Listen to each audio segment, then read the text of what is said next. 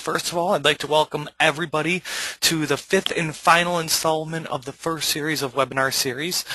This one is BrainAvatar with Peripherals. Today, we're going to cover some of the basics behind peripherals. I'm going to go into a protocol that we developed called BodyAvatar, which is a multi-peripheral design. It utilizes multiple tabs, it utilizes multiple peripherals, and I want to go over the basics of utilizing it and being able to run that. Other things I want to cover on this one today is I want to cover some of the different peripheral equations and also the ability to import possibly a protocol that you might have used in the older software so that you can use it in newer software with all of the features that we built in. I want to start this out by saying that BrainMaster has had peripherals and peripheral designs for its software for 3 to 4 years now. But one of the things that we've always heard constantly is the screen doesn't look like what I'm used to. It doesn't do what I've always, been over here. This software over here does it like this. It hasn't fallen on deaf ears. We understand that everybody is used to different screens and different ways and things looking a little bit nicer than the way our 3.0 software had the capabilities laying out. We were able to take all the recommendations and some different people like Dr. Ronald Swatsina, who showed us some different softwares and how they laid it out, to be able to implement basically a webinar that we did earlier, which was called Panel Wizard. What Panel Wizard does is gives you the ability as the client to design your own screen and have it look and work for the way you want to. Because of that, it has truly and greatly increased our ability for peripheral feedback so that you as the clinician can feel a little bit more confident looking at the screen and understanding exactly what's going on. So one of the things I've always had for all the rest of the webinars going forward is the ability to say, now if you have any questions or anything like that, here are some documentation that you can go to. We do have documentation on all of our different peripherals and all that, and it gives you some very, very basic stuff. I have not yet been able to fully rewrite the protocol or rewrite the manuals as I kind of see them to make it a lot easier for you. I mean, we do have all of them in the software built in by going to the setup screen right here, and of course going to product manuals, and you'd see it right under here under peripheral documentations. This covers some of the basic feel for it, but just know that going forward in future releases we'll have these a little bit more and improved. But they do cover the basics behind them and the basic understanding and some of the basic features and functions that you can do on the peripherals, getting them set up and things like that. So yeah, this information is here for you. You guys might want to develop something that is multi-peripherals that are tied together, but you might want this one as opposed to this one, or you might want HEG as opposed to, the pulse oximetry, or you might want EMG as opposed to SCR, or you want EMG and SCR. So because of that, I'm going to give you guys this quick little cheat sheet that's going to give you the protocol, the event equation of what you want for what's working on that. There's also basic notes that are always going to be in there. Like for example, if we look at here, which is this is for the HEG / the temperature probe, the equation you're going to see on there is x equals 34 times aux-y plus 1. So aux-y will always be the first channel of whatever port you're plugging it into. If it's aux1/2, this is going to have to be aux1. If you're plugging it into aux3/4, this is going to have to be aux3.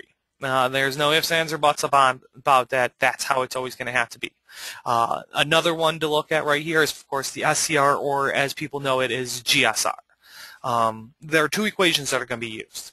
This long one right here, which is x equals 47,000 times DCEY, where y stands for what channel you're going to be working on, divided by 250 plus 0.5, and that's all in brackets right there, divided by 0.5 minus DCEY, once again what channel you're working with, divided by 250. Equation 2 is going to be x equals 1 million divided by, in parentheses, E. Now I say right here, event number, equation 1 was in A. So if you do this in event 1, this will be E1A. If you do this in event 2, this will be E2A. etc., plus 1. So another note on the SCR is, as it's designed, you can do up to 2 channels of skin conductance response. Respiration is actually a very easy one. It's DCEY, where Y is, again, what channel you're plugged into. Another note for the respiration pod, or the respiration package, is that it plugs into the input cable. So you can plug it into the channel 1 active reference, or the channel 2 active reference, or channel 3 or channel 4, but just make sure you know exactly what channel you got it plugged into, because it has to be plugged into that particular input cable. EMG is also a fairly easy one, but just note that the way that you have to do those is through negative signs. So for example, channel 1 EMG is going to be negative DCEY, where Y is, again, what channel you have it plugged into. Channel 2 is going to be negative DCEZ, again, for the second channel, so it's going to be whatever channel 1 is not plugged into, minus 6.5. Now we also have another equation in here that's just going over the average between the 2 EMG sites, and that would be, in parentheses, negative see, look at that, I'm even messing up right here. It's actually negative DCEY minus negative DCEZ minus 6.5 divided by 2. So that'll get you the average between, of course, the 2 channels that's going on right there. Then we got some pulse oximetry.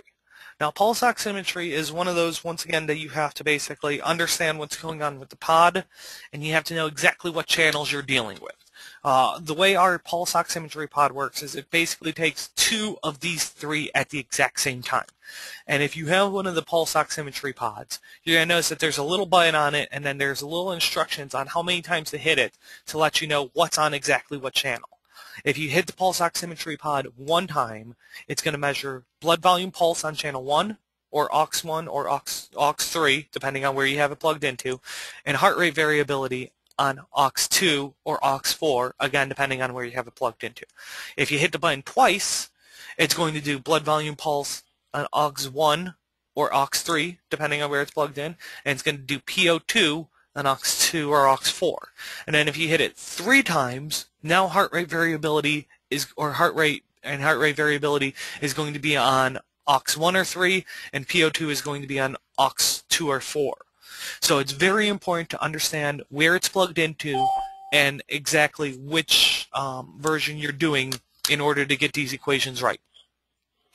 So for example, blood volume pulse is going to be aux-Y, just knowing exactly which one you're going to be on. Now what's nice about blood volume pulse is it's always going to be on aux1 or aux3. Heart rate is going to be X equals 30 plus, and then in parentheses 170 divided by 4, close those parentheses, times aux-Y, again depending on what channel you're plugged into. And the note on this one is to make sure there's a damping that must be on there of 10. That is just because of the rate of the information coming in. You do have to dampen that that information coming in a bit.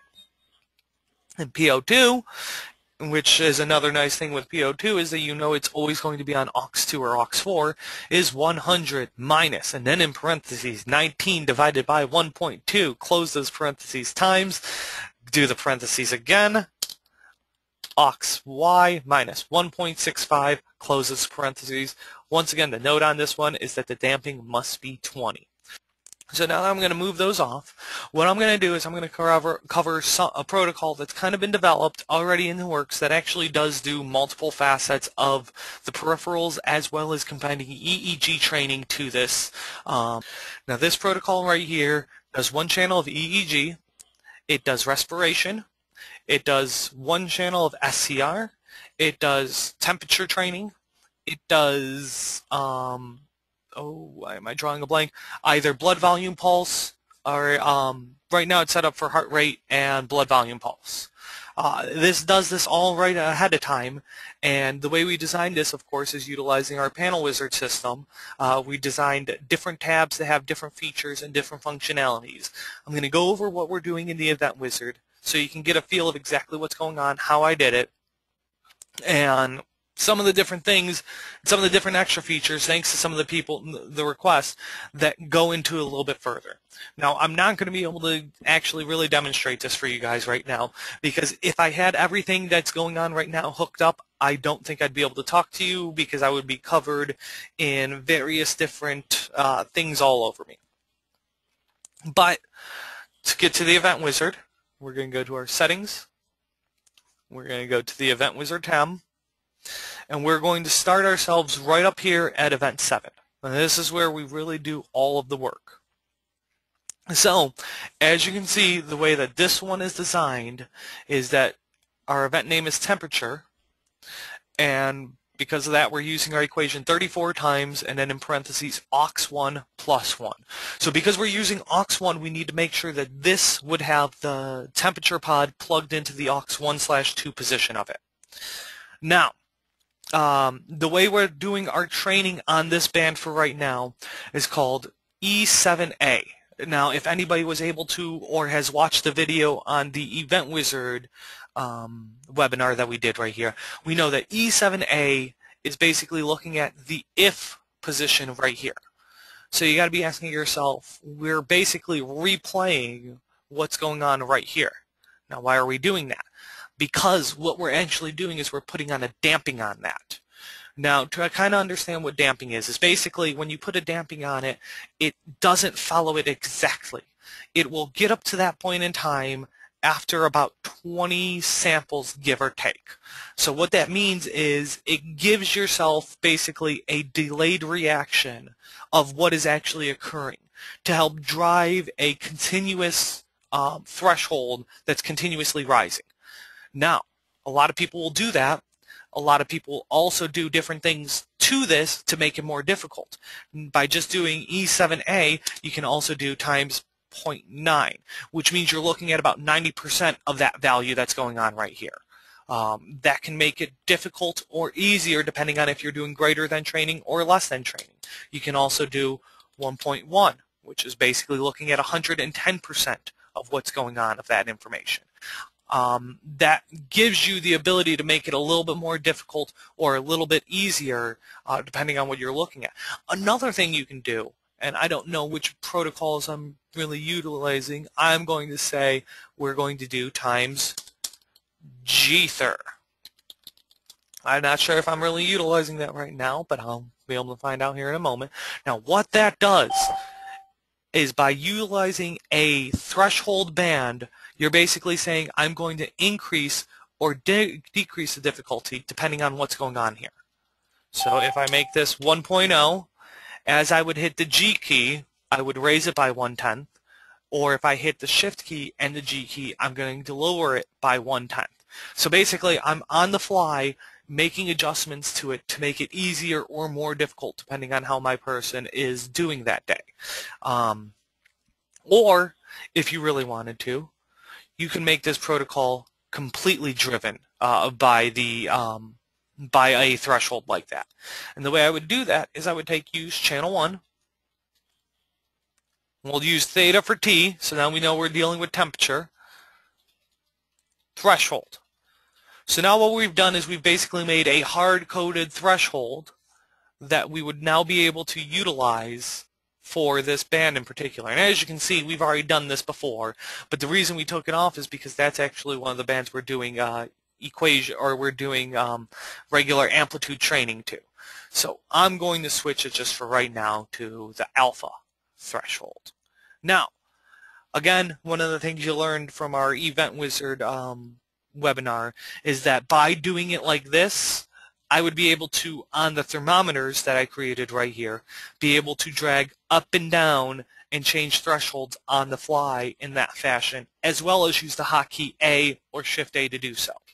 So with protocols like this, those are two different ways that you can set protocols. Depending on how you really want to do it is how you would actually have them fully set. Now, the one thing we're going to see right here is our event result for this training right here is MIDI sounds. We're also controlling the MMP player, and we have an event graph set as a scale factor of 30, offset of 70. So that means we're beginning at 70, and we're going to jump up 30 units to 100. So the scale factor is going to be from 70 to 100. Now, I will preface this ahead of time. If you guys are using the temperature probe, this is a great setup for you. This will run perfectly fine. This range will be working perfectly fine. If you are using the PIR HEG headset from Jeff Carmen, I cannot guarantee this range. I can guarantee that that equation is going to work like a charm, but you might have to play around with the scale factor because Jeff Carmen does not physically calibrate all the all of his HEG headsets. He's not really worried about the unit of measurement as a temperature.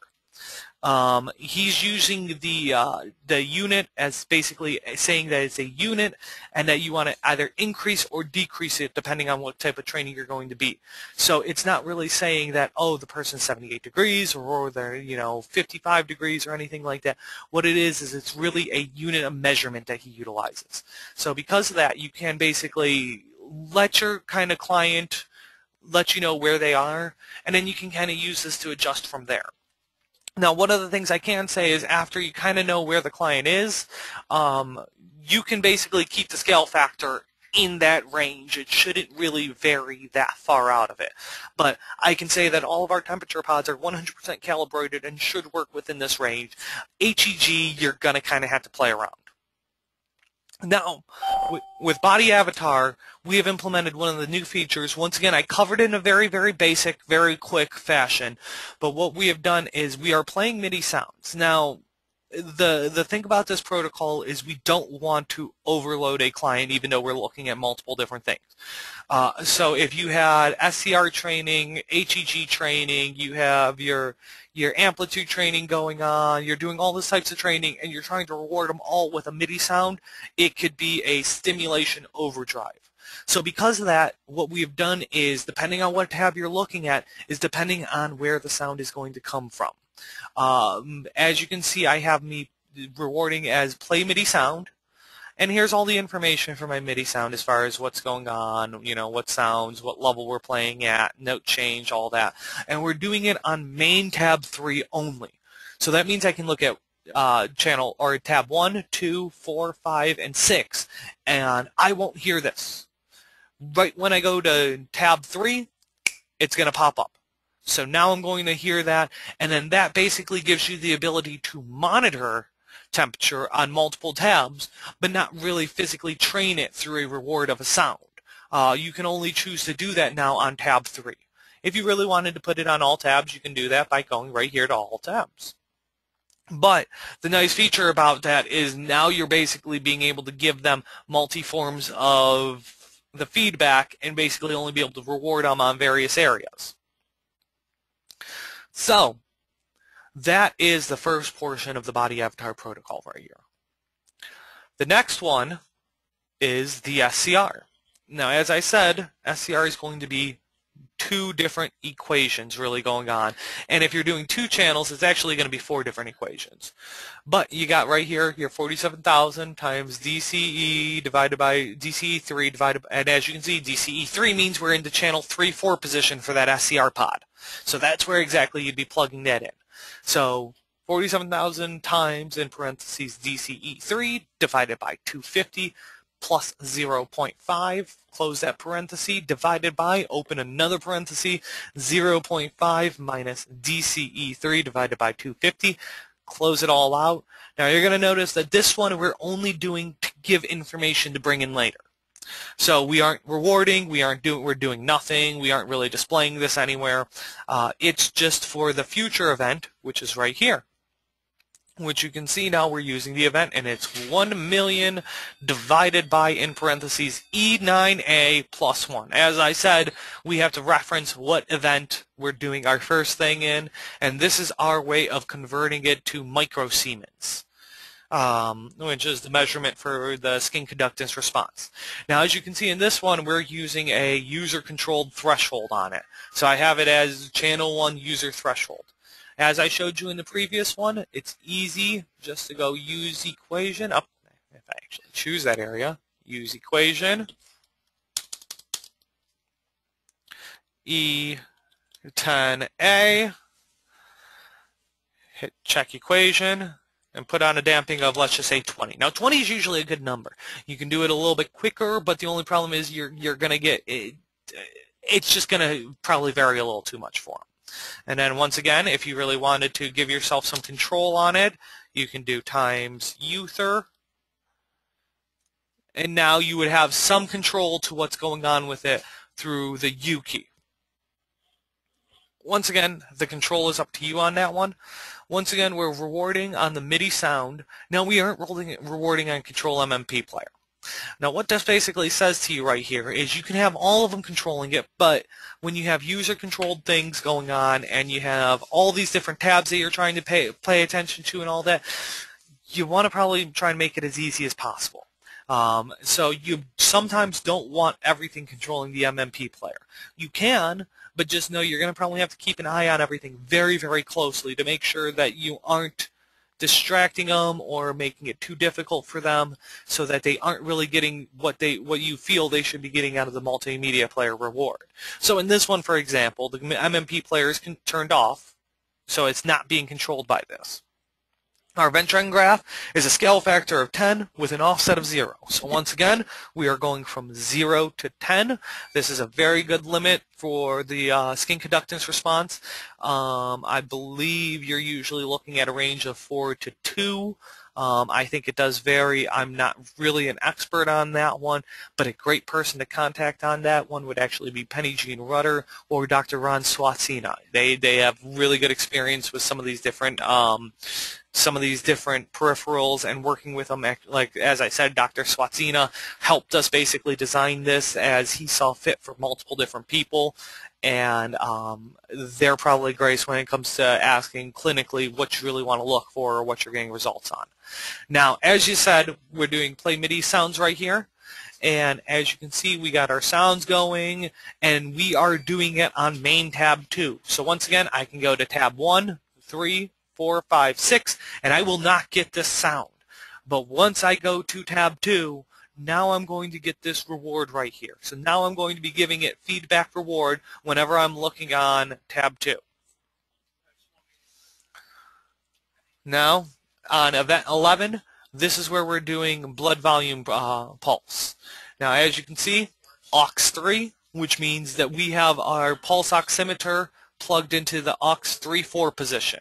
Now, of course, we could have used process of elimination and said, well, yes, the temperature is in aux1 too, so of course the pulse oximeter was going to be in aux3-4. But now we know for a fact that it's plugged in aux3.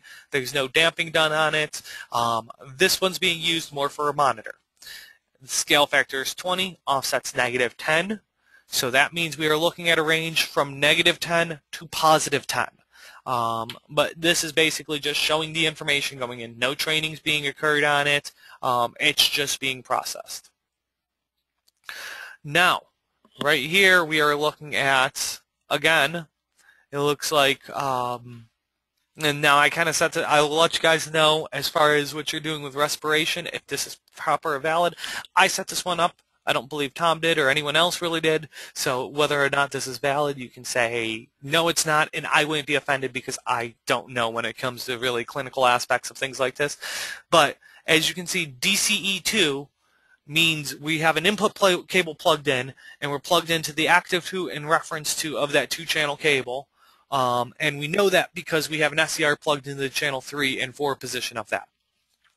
And what it is DCE2, just that simple.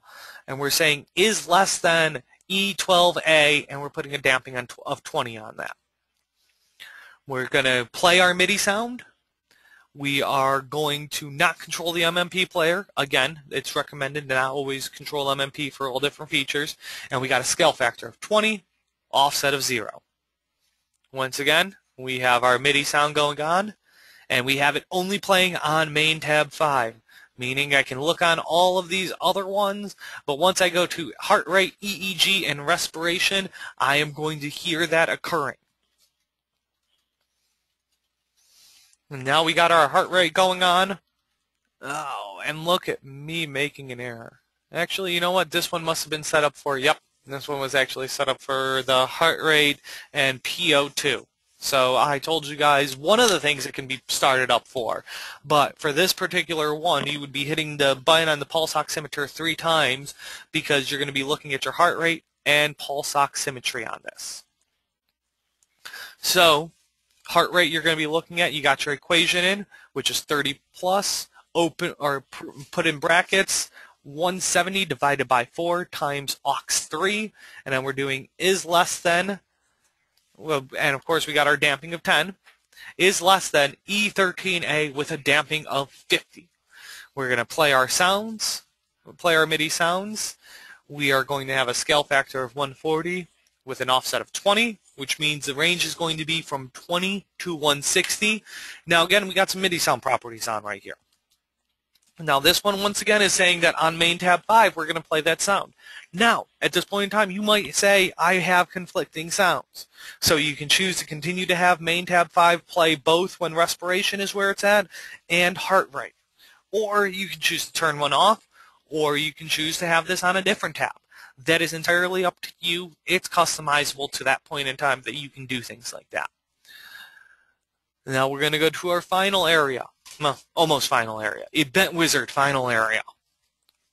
And we are going to enable that, and we are going to see that in here, use equation. And we got our equation for the PO2. And it's on aux4, of course, because heart rate's going to be on 3, and the pulse oximetry is going to be on the 4th point. We got our damping of 20 on there. Now E14A and a damping of 10. I believe that is valid. I kind of took that from another equation on that one. Talking with Tom, I believe this is all 100%, you know, the way it's supposed to be on that one. But honestly, when it really comes down to it, we're only using this for a monitor right now because we're doing nothing on it. We're not controlling the MMP player. We're playing no sounds. So it's just kind of just showing it right now.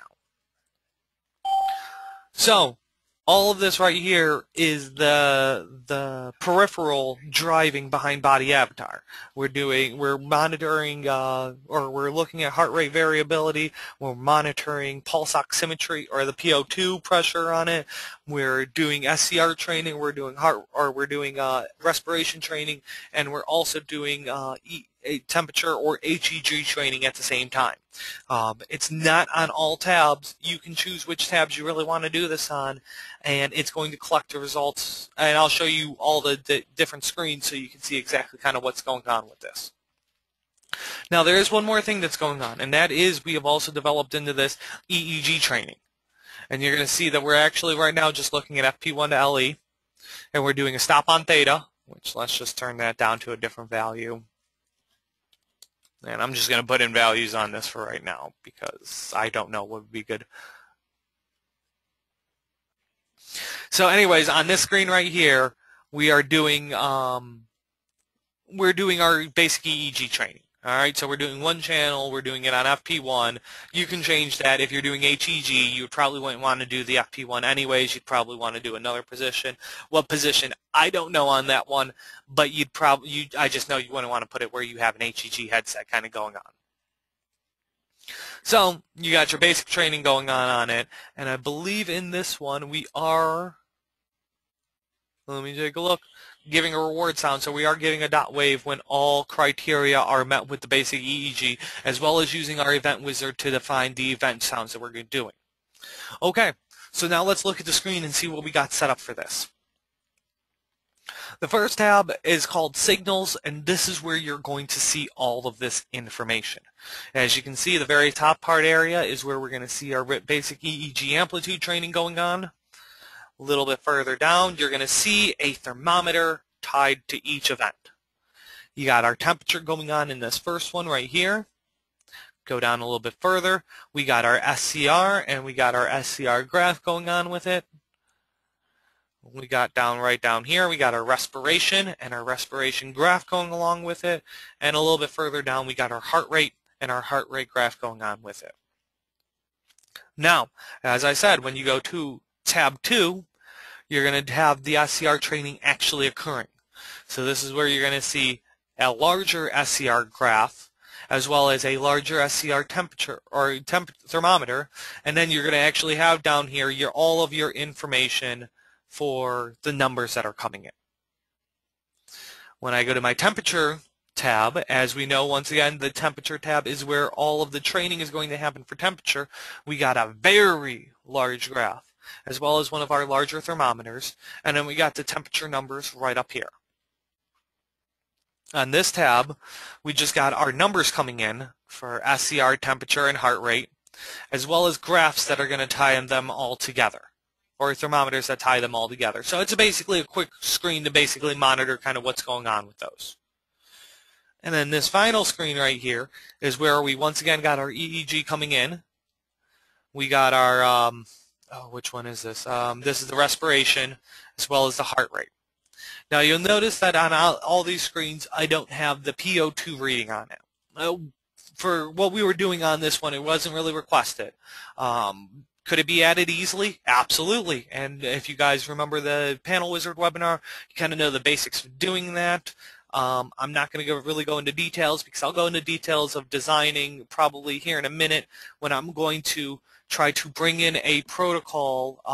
Like, for example, I'll probably focus on one of the more popular ones, HEG, and making that a little bit more customizable to use in the BrainAvatar software. So far, does anybody have questions on the basic outlay, overlay, or use of any of these peripherals as it would go into BodyAvatar? Okay, well, I didn't see any questions being typed in or anything like that, so I will, if you guys do come up with any questions that you really want to ask me on it, you know, just type them in. I'll head back to them. But right now what I'm going to do is I'm actually going to bring in an HEG protocol. Like I said, I'm not giving this out to everyone in the world because not everybody has every single peripheral that we carry. But some of them have bits and pieces here and there that they would really, really like to use. And like I said, a lot of people have already expressed that the older 3.0 series screens weren't as customizable as they are right here. So what I want to kind of work with you real quick is bringing in one of those old protocols into the software and going, okay, I'm going to make this work for me. So we're going to do that with an HEG protocol. So I'm going to go File. We're going to go Import Settings. I'm going to scroll up here to my BrainMaster avatar area. I'm going to click my Atlantis settings folders. I'm going to scroll down my list of too many protocols. I am going to continue to scroll down my list of too many protocols.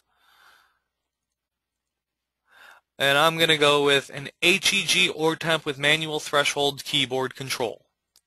I will double click it. Once again, we're going to go right down here. We aren't seeing anything in here. So I click the little arrow. I go to old settings files. Now we see a settings file in here, and I double click it. So now we've imported an old settings file into the new BrainAvatar software. There's only one problem with that. It's basically like the old software. I mean, we haven't done that much with it.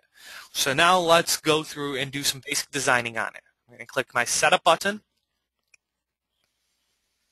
I'm going to click the Settings tab. I'm going to first click the Channels button.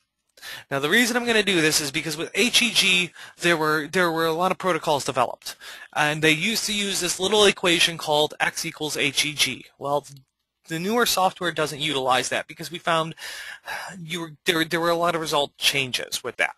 So what we're going to do is we're just going to switch that to just zero. We're going to switch it to one channel training, and that's fine. You can leave that like that. We're now going to go right to our event wizard,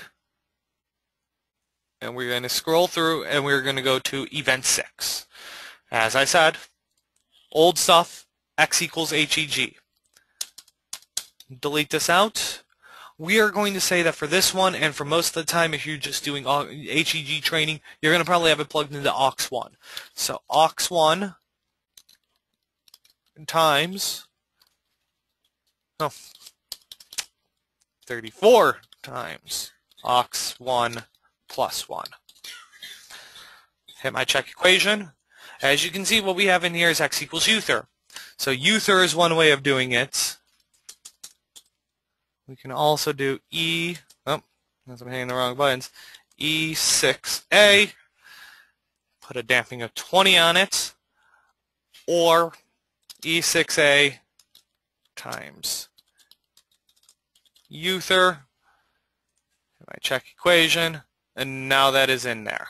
And of course we'll take a look at the U key, and as opposed to, if you're using it like that, you really want it around 1. You don't want it as, you don't want to use it as a 94 or something like that, because then you're never going to see that. So those are the ways that you can kind of set it up right there. I would pretty much guarantee that if you guys actually did that right there, I can make it work. But like I said, I don't want to keep you guys on while I'm trying to troubleshoot my own PC. As you can see, we're going to do the event resolve play MIDI sound. We're going to control our MMP player. Right now we have a scale factor of 10, offset of 90, which means we're looking at a range of 190. I really wouldn't choose that as a range. I really do prefer 30 and 70. In the older software, you really wanted to get really close to it, just because of the finite of how big you were really looking at. It was really a difficult thing. With the newer software, there are ways that you can make it a little bit brighter, more vibrant, and that's what we're going to go into here in a moment. So scale factor 30, offset 70, because we're only really doing HEG trading with this. I would say on all tabs, because basically I'm only going to work on the first tab. That's all that you would really need for just like a single driven file. Alright, let me just make sure everything else. E6F is going to control the flash player. We got our reward sound. I am going to name this HEG/temp for my event name. Again, when I did my Event Wizard with Event Wizard webinar, I covered the event name and how it's getting into effect. You'll see that here in a moment. But we got our basic kind of outline. Now there is going to be one other thing I'm going to do. I'm going to change the color of HEG. Does anybody just out there, as I'm using this, does anybody have a preference of what they think the HEG, the color of what the HEG wavelength, or not wavelength, but the information coming in should be?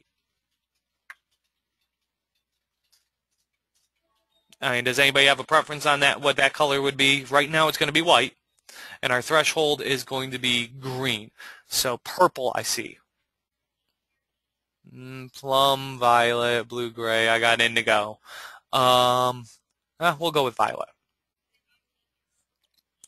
All right, now what about the threshold? Is the threshold green good for that? Would you guys prefer red? Is there a preference that you guys have on this?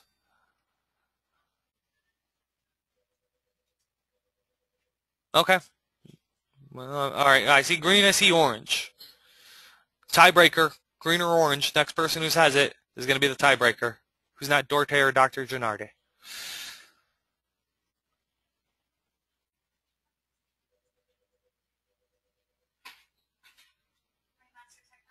There it is, green.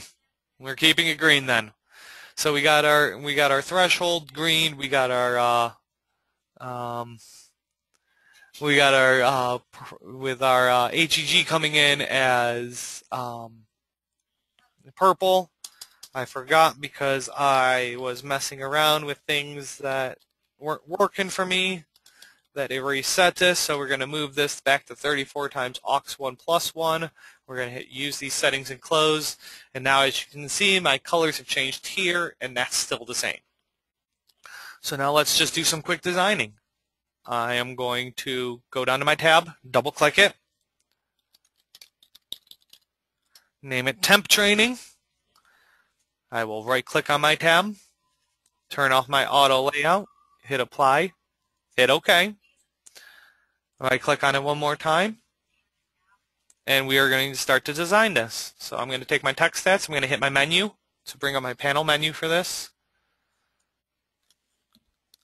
I am going to turn off all except event 6 and event 7. I do not need that actual information right there. I do not need my training channels. So now all we see is our HEG/temp and E6F. Now I'm actually going to add one more feature to this by hitting apply, hitting OK. I'm going to go back up to setup. Now my computer's actually freaking out a little bit because I'm overusing it a little bit with everything that's going on. I am going to keep... You know what, we're going to keep that. I'm going to actually change it around. I'm going to do a new equation. We are going to call this one E6P, hit my check equation, turn this to red, use equation, E6P, check equation, change it to red. Okay, now what I've done right here, as you guys know, is I've made an event that gives me the percent of reward, how often that is heading up or hitting and being successful. This gives us the option to basically kind of monitor how the person's doing in a quick, easy fashion. So I'm going to hit exit, and I forgot to name it. So we go back to settings, we go to event wizard, we go to our event 8, and I'm going to say percent success. Use settings and close. Now we have our name there, and now we can get back to designing. So I get my menu right over here, I bring that up, I remove event 7, which event 7, just so you guys know what that does, is it's basically going to give it an award. It's going to award a point counter. So as they are successful for the sustained reward criterion and global sustained reward, it's going to give it a point for every time it's above the threshold. So that's what event 7 is for. That's why I'm keeping it around. Event 8 I've now turned into a percent success, which basically is going to give us our reading on how well somebody might be doing. Now, with the size of my screen, I can probably go to my text to 100 height, and if I hit apply, yeah, that's giving it a little bit. And I'm going to hit show my outlines so that I can drag this out. I want to give myself a good amount of room because I got a 1600 by 900 resolution, and I can adjust that 2 different ways, and I like everything lining up. So now my event wizard, I'm going to move my position up to 100, hit apply so we see that. I'm going to go to my menu, I'm going to take off my tab defaults, and I'm only going to show HEG temp. I'm going to also turn off showing auto range. Now another thing I'm going to do for this one is I'm going to uncheck wide lines and check them again. What is wide lines? Well, wide lines is simply just that. When it draws the information coming in, as opposed to be the thinner ones that you guys are used to, it's going to be a thicker line. It helps you to see exactly kind of what's going on, and that's why I don't mind the range of 30, factors right here. Because by doing that, it's you aren't looking at a very finite thing. You're looking at something that's very robust, and sometimes depending on how the person's doing, you could have a little bit of jumping here and there, and you just kind of want to see all of that. So now what I'm going to do is, since I'm seeing a width right here of 1368, I am going to match that, and I am going to change this height to 455. Now I'm not sure if that's the height of the large thermometer. I believe it is though. We'll be able to find out here in a moment. When I hit apply, there we go. We see our nice long graph right there. I'm going to click Add a Panel. I am going to click Thermometer Contour. I'm going to hit Menu. I'm going to take off my tab defaults. I'm going to take off everything but HEG temp and percent success. We're going to turn on our large thermo. We're going to go to events. Now we've seen them up here. Hit apply. I just want to see if I actually have the right sizes. 455. I guess I work with this stuff a little too much.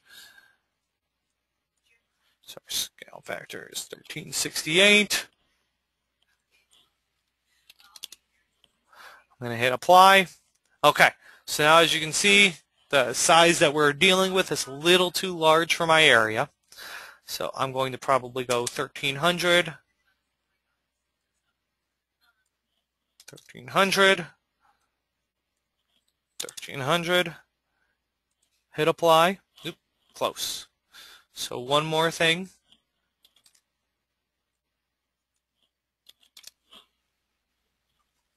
All right, 1250 and 25.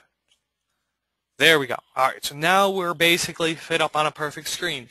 And now we've just kind of designed a very simple, easy protocol that took one of the old HEG proportion, or the HEG with manually controlled threshold or semi-manually controlled proportional thresholds, and it is now ready to use in our BrainAvatar software.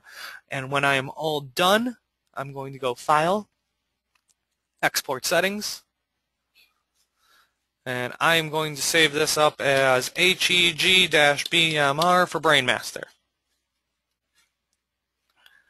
Alright, so that's how you would bring some of these old protocols into the software. Now, I will let you know ahead of time, I am working on designing a lot of these different protocols to make them easy to use in the new software as well.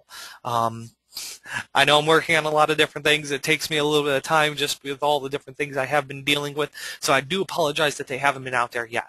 But I will tell you, if you guys work on any of the designs on them or are having any issues, of course, be more than happy to give a call out to me.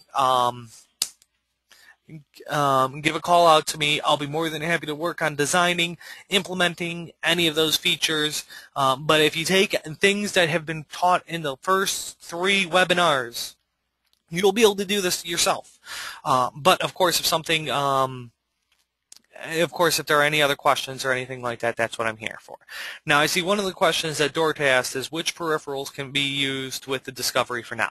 Well, there are a couple peripherals that can be used with the Discovery. Now, the Discovery is a little different than the Atlantis. The Discovery has no auxiliary ports. Channels 23 and 24 can be used with SCR. It can be used with EMG, and then off the top of the lid or through the import, you can use respiration. Now, we have just developed a new adapter that goes into channels 23 and 24 and allows auxiliary connections to be plugged in there. That means in channels 23 and 24 you can either do pulse oximetry or you can do HEG or temp training.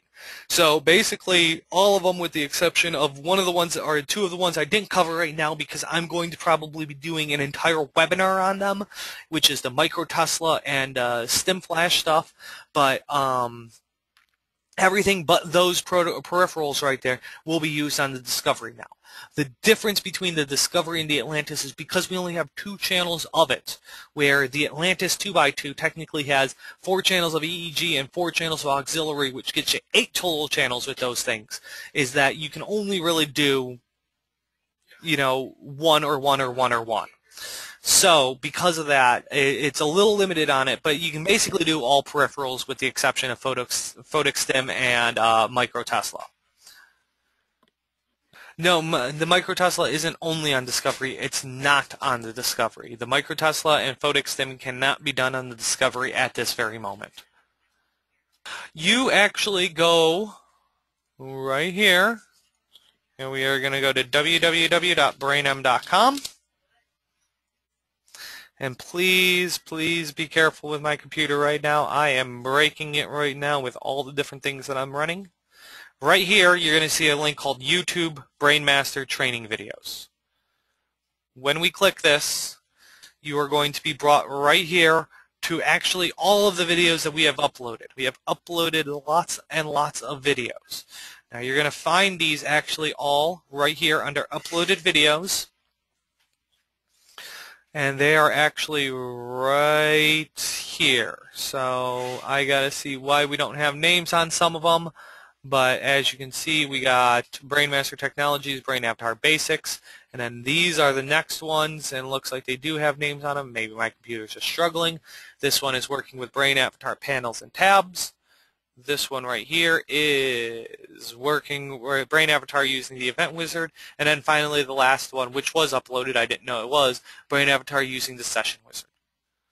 So you can get them right from our website. They're really easy to find, and they're all up for you guys, ready to use. All right, any other questions, guys?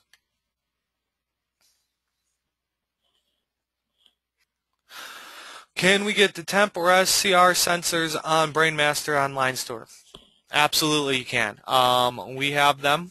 Once again, I'm going to go to www.brainm.com. Now, I'm going to probably find these a lot easier than you guys because I've partially done a lot of work on this. But if we go to product information, I don't think peripheral biofeedback is actually going to link it up, but it is. We go right here. As you can see, we got our different things. If we go right here to SCR accessories, this is where the snap bleeds that plug into it are, as well as the silver chloride finger bands. And if I go back, or I could use the quick links right here. If I go right here to PIR temp accessories, this is where you can purchase the finger temp probe or the Karman HEG headset.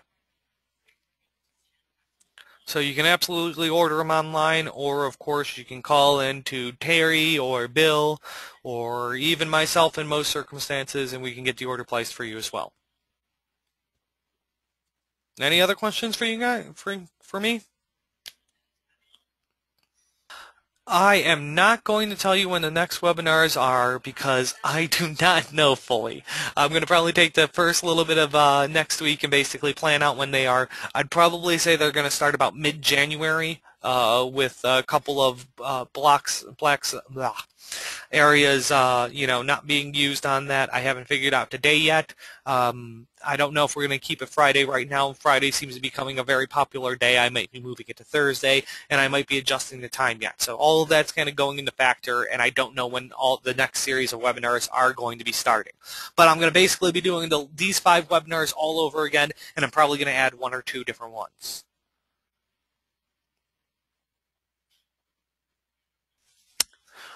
Yeah, absolutely. What I'm going to probably do is I'm going to go to import settings. I'm going to go to my backup right here. I'm going to go right here to BodyAvatar 2i. I'm going to go setup. Oh, my computer does not like me right now. I'm going to go to event 12, and this, oh, I forgot to save the changes to it, but it's DCE channel number. This is damping 0. E12A damping 20.